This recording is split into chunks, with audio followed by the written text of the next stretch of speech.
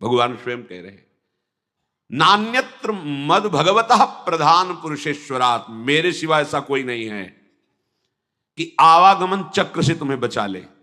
स्पष्ट कह रहे, नान्यत्र, दूसरा कोई नहीं, क्योंकि दूसरा कोई है ही नहीं। मद भगवता प्रधान पुरुषेश्वरात्, ईश्वरों का भी ईश्वर मैं हूं, ये भगवान कृपा करके वर्णन करते हैं। मेरे सिवा किसी का भी आश्रय लेने से तुम जन्म मृत्यु चक्र से नहीं बच सकते। उसके लिए इहलोक परलोक, शरीर, शरीर संबंध, शरीर संबंधी भोग, इन सब को भगवान है, भगवान का ही, उनको समर्पित करके तुम निश्चिंत होकर निरंतर भजन करो।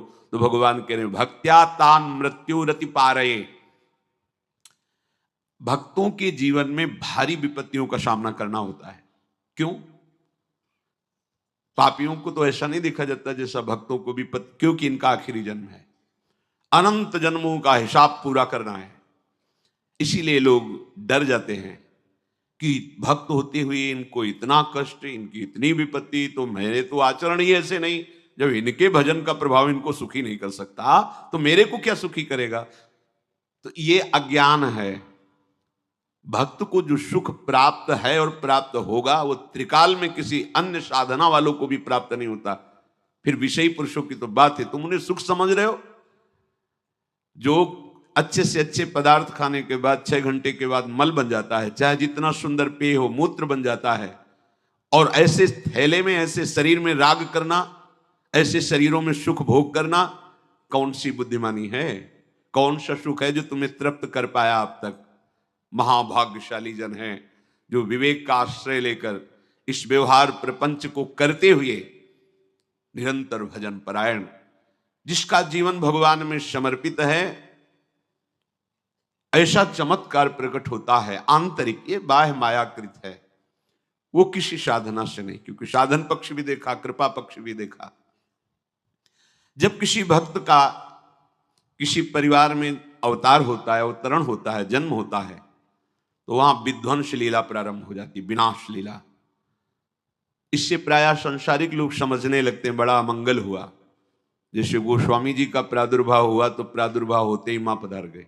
मतलब इतना प्रबल कृपा वपु भक्त है कि प्रकट होते हुए इस माता को परम पद में, एक दिन के लिए भी अब मृत्यु लोक में नहीं रहना, तुमने मुझे जन्म दिया सीधे परम पद में। संसार क्या देखता है? जन्मते ही मां को खा गया।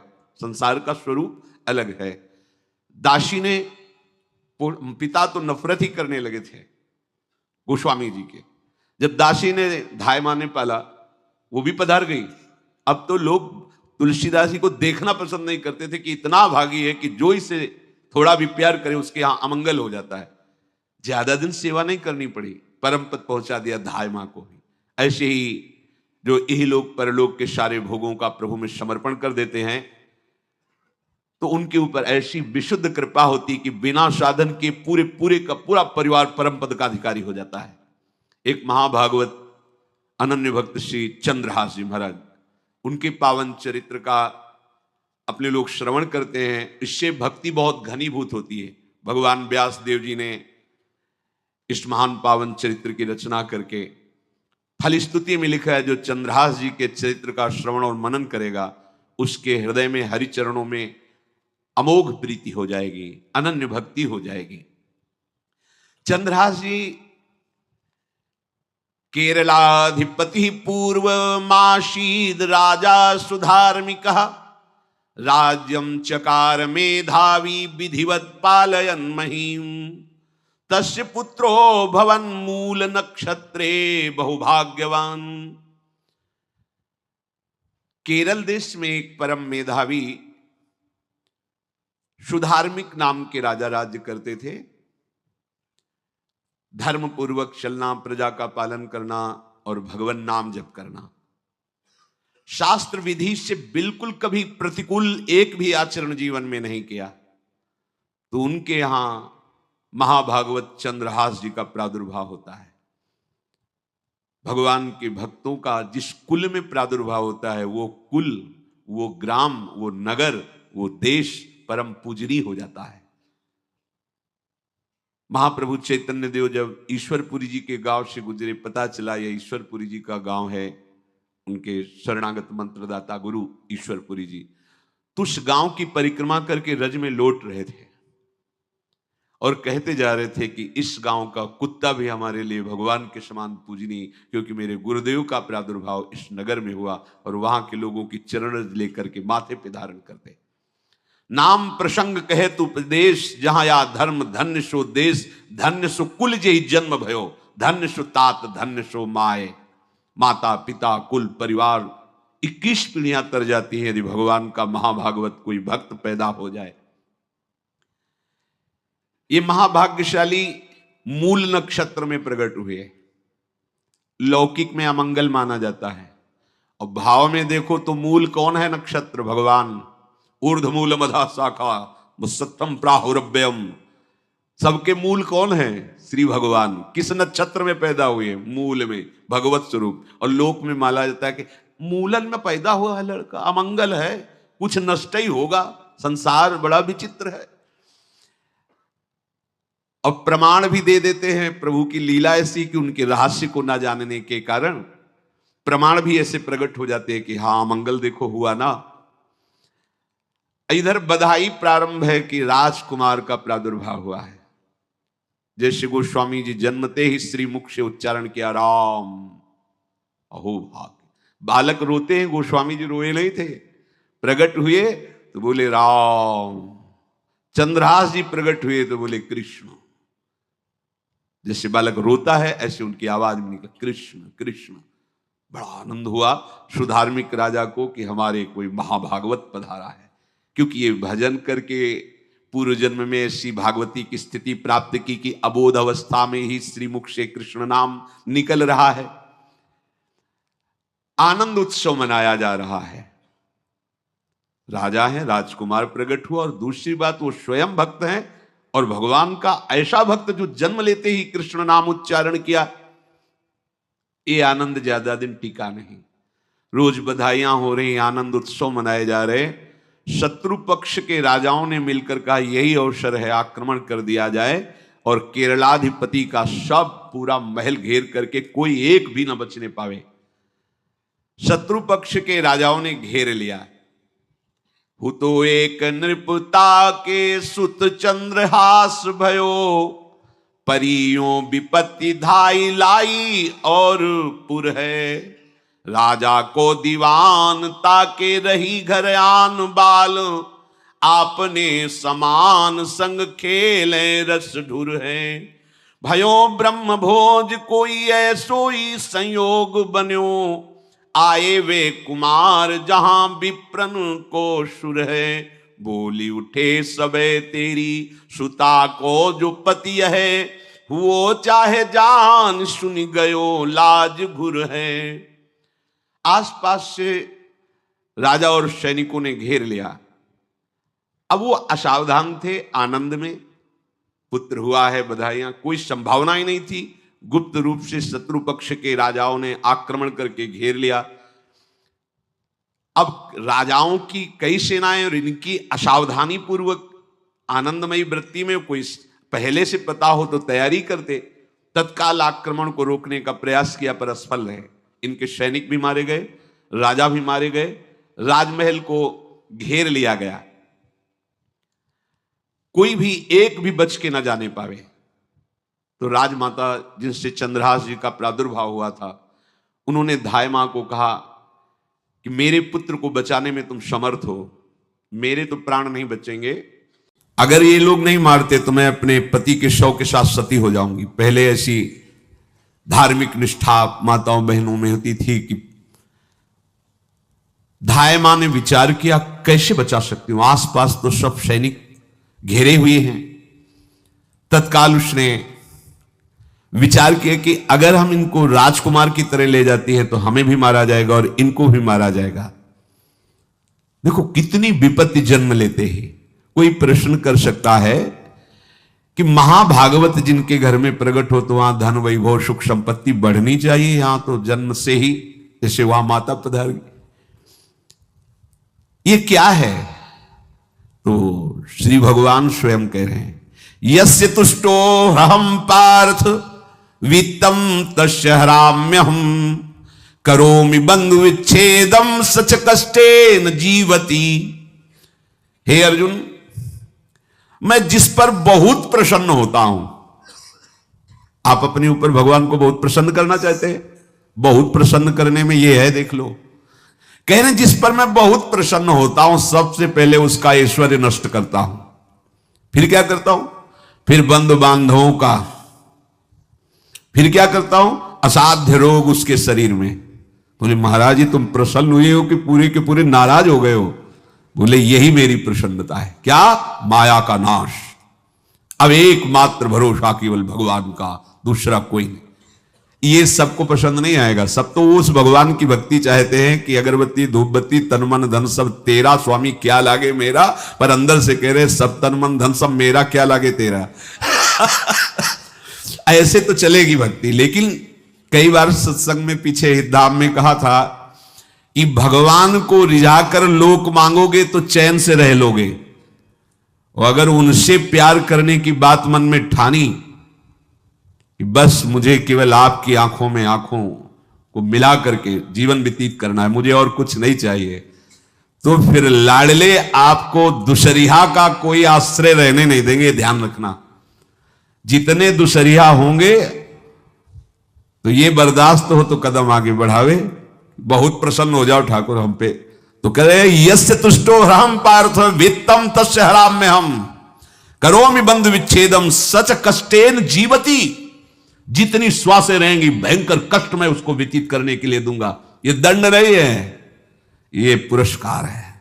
अनंत जन्मों का हिसाब बराबर करके कहीं इसकी वृत्ति मेरे से हट न जाए, ऐसे घेरे में डाल के अखंड चिंतन करवा के सजयति जयति जग उच्चरे।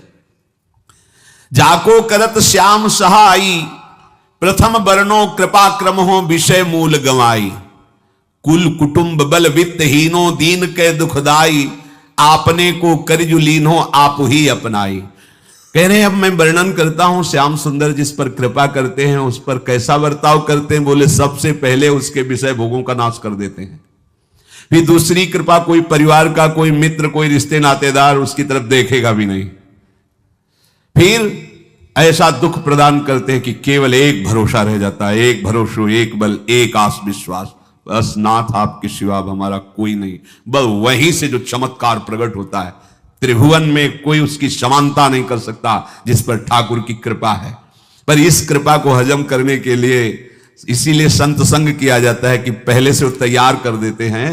जैसे आर्मी की ट्रेनिंग होती है ना, ट्रेनिंग के बाद भी बॉर्डर में लगाया जाता है, ऐसे ही संतजन ये ट्रेनिंग देते हैं। अब जो टिके तो टिके, नहीं तो घर बैठे जाके, और अगर टिक गया तो गुरु मेहरबान तो चेला पहलवान, भगवान भी परास्त नहीं कर सकते। उसमें ऐसी सामर्थ्य आ जाती है कि हर प्रभु के द्वारा दिए गए विधान को हंस करके स्वीकार कर लेता है। और ऐसा नहीं कि उसको कष्ट होता है, ये लोक भाषा में भगवान कह रहे हैं सच कष्टेन जीविता। नहीं तो जिस चिदानंद में वो सुख भोगता है वो ब्रह्मा को भी नहीं प्राप्त है जो भक्त को प्राप्त होता है। भक्त का वैभव दिव्य होता है, चिदानंदमय होता है। ये तो पापियों के पास भी वैभव है, रुपया पैसा कुटुंब परिवार। भगवान के दास के पास जो वैभव होता है वो अचिंत्य है, तुम चिंतन भी नहीं कर सकते, ऐसा वैभव होता है। धाय माने सेविका का रूप तत्काल लिया, जैसे पोछा झाड़ू लगाने वाले, और कुछ दोने पत्तल डाले, उनके नीचे चंद्रहास जी को डाला, ऊपर से करके ऐसे माथे पे रख के निकली। सैनिकों ने पूछा इसमें क्या है, तुम उनका राजघराने के दोने पत्ते जूठे दिखा। ऐसे नीचे किया तो देखा सब ऊपर जूठन पड़े। हाँ चल निकल जल्दी भाग यहां से निकल, बस वो भागी, बचा ले गई। ऐसा ही चित्तौड़ के महाराणा संग्राम सिंह जब वीरगति को प्राप्त हुए तो विक्रम सिंह को गद्दी पर बैठाला गया, पर वो अयोग्य साबित हुए। तो राजपूत सरदारों ने, अभी 6 वर्ष के ही उदय सिंह थे, उनको राज सिंहासन पर बैठाल करके अपने हाथ में शासन लिया। सिंहासन के अधिकारी उदय सिंह 6 वर्ष के थे। सुरक्षा में दासी पुत्र बनवीर को सौंपा। बनवीर का दिमाग बदल गया कि 6 वर्ष का इसको काट देते हैं, हम राजा बन जाते हैं। वो पिशाच की तरह महल में घुसा और जितना भी राणा परिवार था सबको उसने काट दिया। और उदय सिंह को काटने के लिए जब आगे बढ़ा तब धायमा ने विचार किया कि मेरा कर्तव्य क्या है।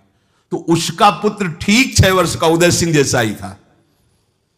तत्काल उदय सिंह को दूसरी जगह लिटाकर अपने पुत्र को लिटाया और एक झाड़ू पोछा करने वाली को उदय सिंह को दिया कि तुम गंगा के किनारे मिलना, नदी के किनारे, मैं वहां जाऊंगी। तो बनवीर आया और कहा उदय सिंह कहां है? तो अपने पुत्र की तरफ अंगुली कर। कैसा धर्म रक्षा में ये बलवान सेवक जन होते थे। दाई मां है, अपने पुत्र को अपने आंखों से, अपने इशारे से कटवा रही, लेकिन राजपुत्र की रक्षा की। तुरंत बनवीर ने देखा नहीं और काट दिया। और उदय सिंह को, तो जब उदय सिंह तैयार हुए थे तो राजमाता की तरह सम्मान करते थे। धाय मां का सिंहासन से उतरकर पैरों में सर रखते थे कि तेरी कृपा से बचे। ऐसे ही चंद्रहास जी को उस दासी ने, जो धाय मां ने बचा लिया, वो कुंतलपुर पहुंची और वहां के जो मंत्री दृष्ट बुद्धि थे उनसे प्रार्थना की कि मैं सेवा कला में बड़ी प्रवीण हूं और ये मेरा पुत्र है, अगर आपकी कृपा हो जाए तो कुछ समय के लिए हम आपकी सेवा में, महल सेवा में रहेंगी और हमारे पुत्र का पालन पोषण हो जाएगा। उनकी परीक्षा ली गई तो राजघराने की सेविका थी, परम प्रवीण थी, पर उन्होंने परिचय नहीं बताया। विधि विधान से राज्य की सेवा में प्रवीण दासी पाकर उसको अच्छा लगा, ठीक है आप रह सकती है। अभी चंद्रहास जी 3 वर्ष के ही थे कि धाय मां पधार गई और ये हर समय कृष्ण कृष्ण कृष्ण कृष्ण कृष्ण नाम इनके चलता रहता था। शोभर्कस्त्रयाब्दिको गौरो लक्षणैरभिलक्षितः ततः सपंचत्व मगमत्र धात्री बालम विनाशति। अब जो उनका दुलार करने वाली थी धाय मां, वो भी पधार गई तो कौन उनकी तरफ देखे, पर बहुत ही गौरवर्ण, बड़े ही सुंदर। अब वो गलियों में भटकने, निकाल दिया महल से जब धाय मां मर गई, क्योंकि धाय मां की सेवा कारण उनको रखा गया था। 3 वर्ष के बालक गलियों में, तो कोई भी मां देखती उनको तो कोई उनको वस्त्र पहना देती, कोई भोजन करा देती। ऐसे ही भगवान के भक्तों की बड़ी विचित्र लीला होती है। गोस्वामी जी को कोई दरवाजे पे खड़ा नहीं होने देता था, तुलसीदास जी को। अगर वो किसी भूख से प्रेरित होकर बाल रूप ही थे किसी के दरवाजे, अरे बड़ा भागा, इसको हटा दो, जन्मते मां मर गई, धाय मां भी मर गई, कोई भी अगर इसे एक रोटी देगा तो विपत्ति आ जाएगी। तो साक्षात भवानी अन्नपूर्णा अम्बा एकांत में गोस्वामी जी को भोजन पवाती थी आकर के, दुलार करके। ऐसे ही यहां चंद्रहास जी को जो भी माता बहन देखती कुंतलपुर के गलियों में, तो कोई वस्त्र, कोई स्नान करवा देती, कोई काजल लगाती, कोई भोजन पवा देती। परम हंसों जैसा जीवन कट रहा है। कृष्ण कृष्ण कृष्ण कृष्ण। 14 भुवनों में जिनकी अव्याहत गति है, जो सबको देखते रहते हैं, श्री देवर्षि नारद जी। ये कृष्ण कृष्ण बोलता है बालक और इसका हरि के सिवा कोई नहीं। तो एक दिन एकांत में बैठे हुए थे बालक चंद्रहास जी, नारद जी पधारे हैं, भाई जी से मिले हैं। स्वप्न में कितने महापुरुष मिलते हैं जो भजन ठीक से करते हैं, ये बड़े बड़े महापुरुष आकर के उपदेश करते हैं। ये त्रिकाल सत्य हैं, कोई ऐसा नहीं है कि ये कहानी हैं, अभी हैं। जहां आप भगवत चिंतन करेंगे तो आपको परिचय बड़े बड़े महापुरुषों का मिलने लगेगा। नारद जी आए तो देखा आंख बंद किए हुए चंद्रहास जी कृष्ण कृष्ण कृष्ण कृष्ण कृष्ण ऐसा उच्चारण कर रहे। त्रिकालज्ञ सर्वज्ञ नारद जी ने देखा कि ओहो, इतना छोटा बालक और कृष्ण कृष्ण बोल रहा है। नारद जी ने स्पर्श किया दुलार करते हुए, सुनो आंख खोलो। आंख खोल के देखा श्री देवर्षि नारद जी। नारद जी ने कहा देखो हम तुमको एक अमोघ वस्तु देते हैं, और एक छोटी सी शालिग्राम की इतनी बड़ी शिवग्रह शालिग्राम का जो वो दिया। बोले धो के पी लेना और दिखा के पा लेना, यही तुम्हारी सेवा पद्धति है। अर्थात स्नान करा दिया और जो तुम्हें मिले इनको अर्पित। तो विचार किया कि धोने के लिए, स्नान कराने के लिए पात्र चाहिए, भोग लगाने के लिए पात्र चाहिए। तो जैसे कोई पान की बीड़ी नहीं, तो ऐसे कपोल में शालिग्राम को रखे रहते, कोई पात्री नहीं, कोई सिंहासन ही नहीं, यही धुल गए। चरणामृत अंदर जा रहा, जब पाएंगे तो यही पा लेंगे, साइड में ऐसे करके फिर निकाल के धो। यहां कपोल में रखते छोटे से शालिग्राम चंद्रहास जी। और उपदेश किया भगवान के मंत्र का। जब कोई भगवत प्राप्ति के लिए चलता है तो भगवान ही गुरु रूप से प्राप्त होते हैं, वहां तक तुम्हें पहुंचा देते हैं या उन महापुरुष को आपसे मिला देते हैं। जब कोई भगवत प्राप्ति के लिए जहां चलता है तो ये भगवान अपनी तरफ से कृपा करते हैं। ये दृष्ट बुद्धि के जो महल में धायमान ने इनका आश्रय स्वीकार करवाया था, उसके एक पुत्र थे मदन जी, वो बड़े भागवत थे, और एक पुत्री थी जिसका नाम था विषया, वो बड़ी सुंदर थी, अभी छोटी अवस्था की थी। मदन जी का स्वभाव था भक्तों को भोजन पवाना। जो भगवत भाव के जन होते हैं उनके हृदय में ऐसा उत्साह होता रहता है कि जो वैष्णव हैं, संत जन हैं, इनको भोजन पवाने का मतलब श्री भगवान को भोजन पवाना। भक्तमाल में भी वर्णन है कि जैसे गर्भवती मां को आप कुछ भी पवाओ तो बालक की पुष्टता अपने आप होती है, ऐसे संतों के हृदय में भगवान विराजमान प्रगट रूप से हैं। जब हम संतों को भगवत भाव से भोग पवाते हैं तो साक्षात भगवान ही पाते हैं। वो मदन थे भगवत भाव के, तो उन्होंने बुलाया बड़े बड़े भक्तों को और ब्राह्मणों को। जब ब्राह्मण और भक्त पा रहे थे तो खेलते खेलते चंद्रहास जी भी वहीं चले गए और उन्होंने भी वहां प्रसाद पाया। अब बड़े बड़े ब्राह्मणों में एक ज्योतिषाचार्य थे।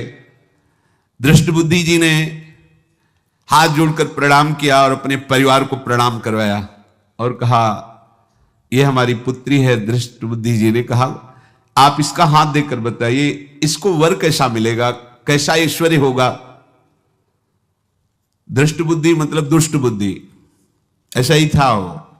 पर बड़ा विचित्र खेल है, इसकी बुद्धि एकदम विपरीत और पुत्र महाभागवत। भगवान का खेल है, वो भक्ति विरुद्ध और पुत्र भागवत। उन्होंने कहा वर, ऐसे दृष्टि डाली चंद्रहास जी वहीं पार, वो है इसका वर। वो इसे धाय का एक दासी का लड़का हमारी पुत्री का वर बने। बोले शायद आपने ध्यानपूर्वक रेखा नहीं देखी, वो हम देख लिए हैं, यही है तुम्हारी पुत्री का वर। पर्यो सोच भारी कहा करो यो बिचारी, अहो सुता जो हमारी ताको पति ऐसो चाहिए। डारो या ही मार या को यह है बिचारी, तब बोली नीच जन कहो मारो ही दाहिए। लेके गए दूर देखी बाल छवि पूर, हम योनि पर धूर दुख ऐसो अवगाहिए। बोले अकुलाए तो ही मारेंगे सहाय कौन, मांगो एक बात जब कहो तब वाहिए। दृष्ट बुद्धि ने विचार किया कि एक भिखमंगा हमारी राजकुमारी पुत्री का दूल्हा बनेगा। पंडित जी को तो दक्षिणा दी, विदा किया और सैनिकों से कहा घर से निकलने न पावे बालक, क्योंकि ज्योतिष पक्की, ज्योतिष शास्त्र सत्य है पर उसका सम्यक ज्ञान होना चाहिए।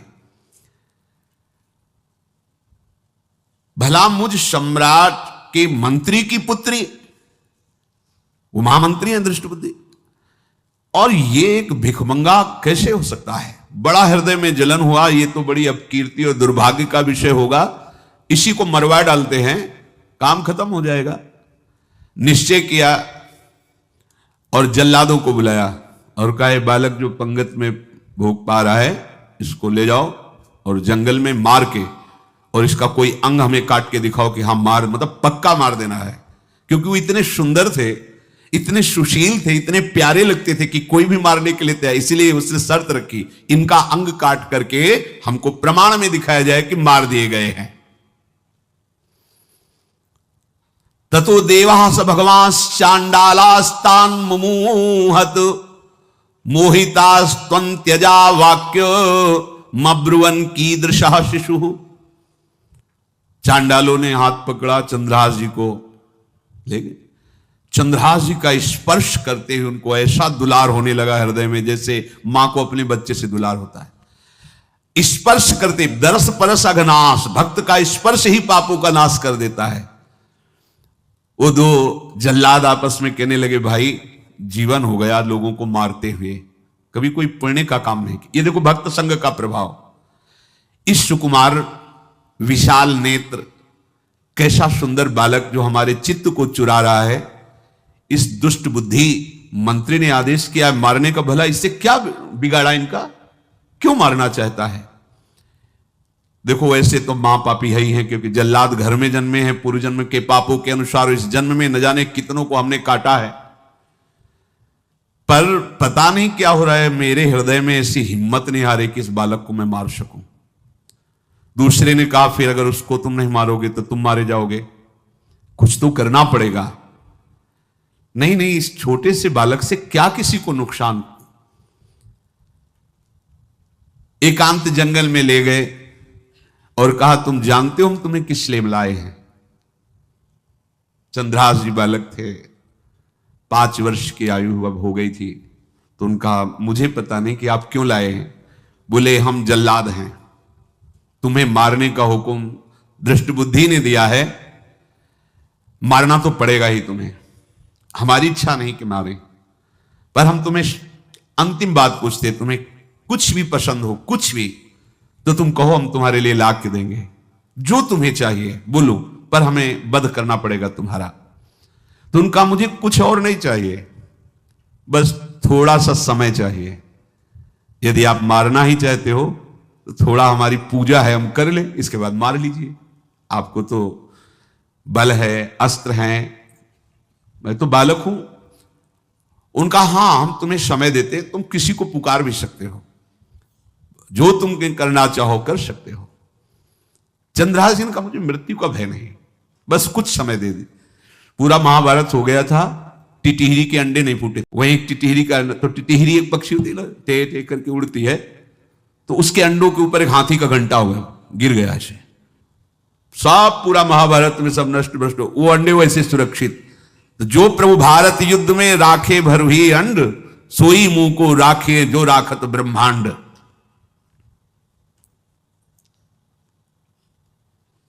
मैं तो अनाथ हूं, श्री कृष्ण के सिवा कोई मेरा है नहीं, मैं किसको पुकारूं।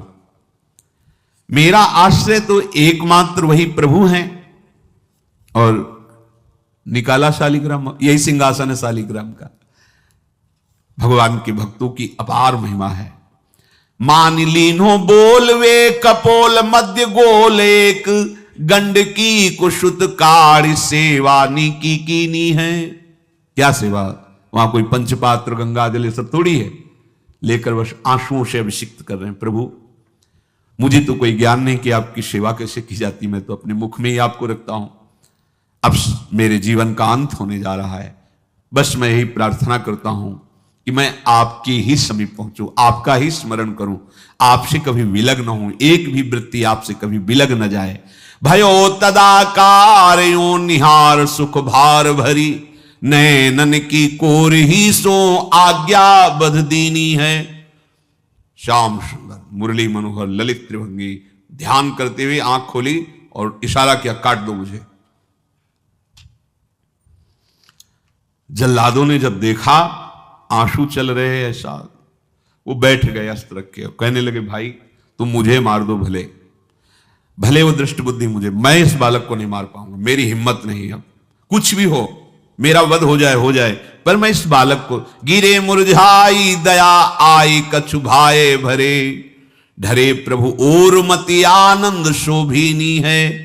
हुती छठी आंगुरी सो काट लई दूषण हो, भूषण ही भयो जाई कहीं सांच चीनी है।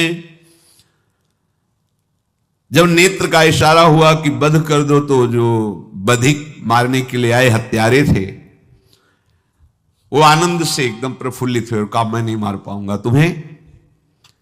तो एक ने कहा देखो एक उपाय मुझे दिखाई दे रहा है, इस बालक में विशेषता तो है ही, पर इसके पैरों में देखो, बाएं पैर में एक छठी अंगुली भी है, किसी किसी को होती है।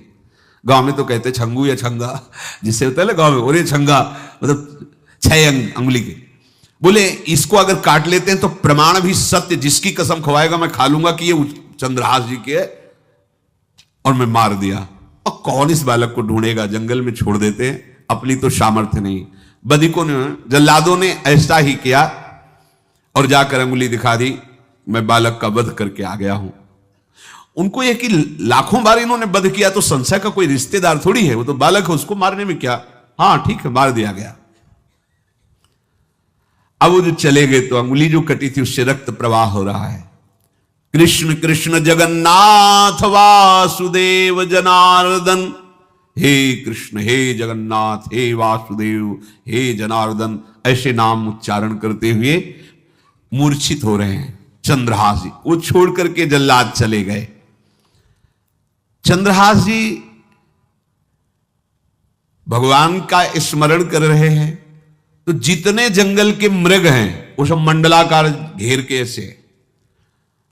एक हुमा नाम का पंछी होता है, अगर उसके पंखे की छाया पड़ जाए तो चक्रवर्ती सम्राट का वैभव प्राप्त होता है। और वो भीड़ की भीड़ पक्षी आकर चंद्रहास जी के ऊपर ऐसे घेरे हुए हैं। आसपास मृग मृगी मृग शावक सब घेरे हुए हैं। बीच में चंद्रहास जी कृष्ण गोविंद दामोदर माधव ऐसे उच्चारण कर रहे हैं। जो भगवान के चिंतन में मगन रहना अपना स्वभाव बना लेता है, तो देखो ऐसे हत्यारों के हृदय में भी दया गई, क्योंकि दया समुद्र भगवान का स्मरण जो करते हैं उनमें ऐसी महामहिम दिव्यता आ जाती है।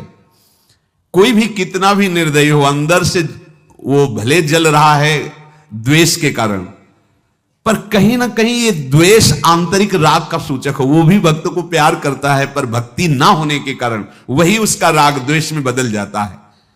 कोई भी हो, अंदर से जब भक्त के प्रति जलन पैदा करता है तो उसमें मूल होता है भक्त की महिमा, भक्त का महत्व, पर उसे ना प्राप्त, जैसे कहते हैं कि वो अंगूर खट्टे हैं और हट नहीं प्राप्त कर पाए तो अंगूर खट्टे हैं, बकाया महत्व तो सब के अंदर होता है। दुष्ट से भी दुष्ट के अंदर भगवान के भक्तों का महत्व होता है, क्योंकि सबके हृदय में भगवान विराजमान है।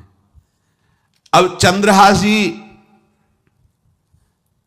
भगवत स्मरण करते हुए पक्षियों के और मृग आदि के बीच में हैं।